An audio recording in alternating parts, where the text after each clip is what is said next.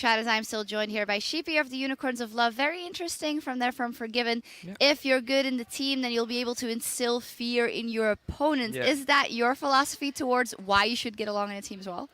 I think it's displaying really well how they go on about the game.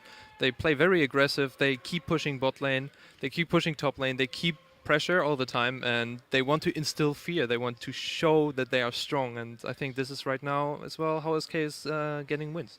On the counterpart, he also said, Elements, I don't think they were playing to win. I think they were playing not to lose, and that actually came forward in the picks and bans as well for you. Yeah, Elements picked a rather passive team comp. Like, none of the lanes could really win. Morgana, once she reaches like level 7, level 9, she will just instantly push top lane all the time.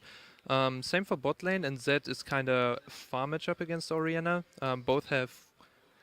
Orianna can bully Zed pretty hard, but if, like Forgiven said, if they didn't have the jungle pressure, then Orianna can just sit back and farm it. So SK got really ahead in the early game, kept pushing it, and yeah, got win after win after win, advantage after advantage, and snowballed the game from there on. Yeah, let's actually take a look at one of those big wins they got, one of the team fights in mid for SK, successful, and for Element, it just wasn't time to fight yet, even though they almost get a pick. Yeah, you see here, they are coming from the side. Elements, with the Orianna ball, want to have a perfect setup where they can zone the backline, and then the first peel with the Thresh Lantern, they go back, Morgana gets the backline. They are all over them. Orianna can't even get the ultimate off, and afterwards 2 free pickoffs and a lot of low HP. So this is obviously an example of a part in the game where Elements wasn't strong enough to fight back. What were the routes they could take from that point on Elements to try and get back in the game? Elements should have started turtling or just try to go for a catch. They had like the Lee Sin pickup, which I think they wanted to have for the early game pressure. It didn't work out too well. The lanes were so strong at some point that Lee Sin couldn't get the ganks off.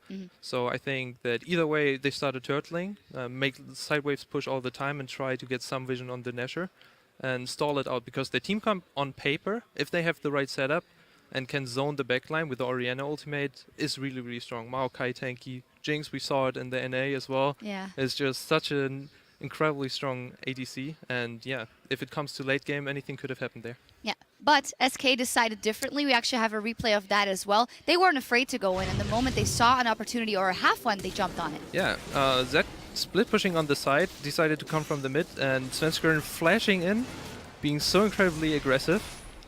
Fox, really nice play here. Flashes over, ultimates, and gets like the E on like 3 people, jumps back, and meanwhile the Thresh already died. He pops the Jinx, which is really, really nice, and yeah, went so aggressive when they had a side wave to push and could just chase them after. But it just shows you how SK is playing.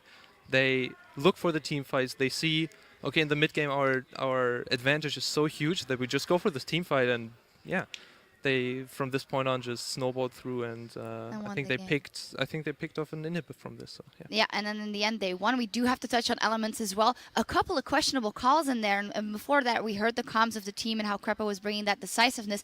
Here I really saw in a couple of instances, one thing I remember is above Baron, where they kind of set up for Baron, but they did, and the TP came in late. Kind of a day and night difference. Yeah, I thought there would be more coordination now that Krepa is as well in the team.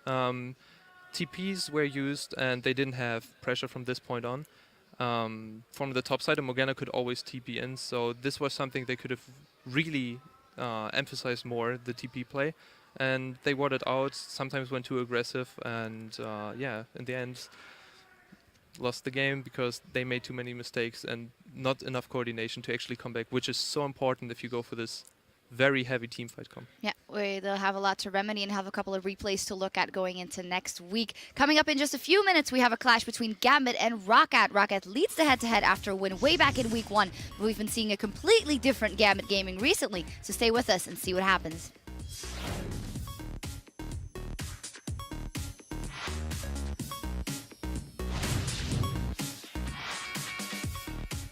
Or whenever you're dead in a fight, you become the shot caller, you know, because you see more than we do. What if you never die? Then you're not the shot caller. This is Like, why you made me the everything. shot caller, because I die a lot. The shockwave taking him down, but Krepo's the one that gets the kill. Now, however, SK looking for revenge. Here we go, Deathmark is on, Shook is popped, and a whole lot of shots fired after the fact. Freddy, though, is not keen to let this one go. Froggen, he's the target, and Rated is going to be the one taking him down. Stunned him. I go for Reckless, I go for Reckless. Right, he's Orianna flashed out. Maokai here, Maokai behind.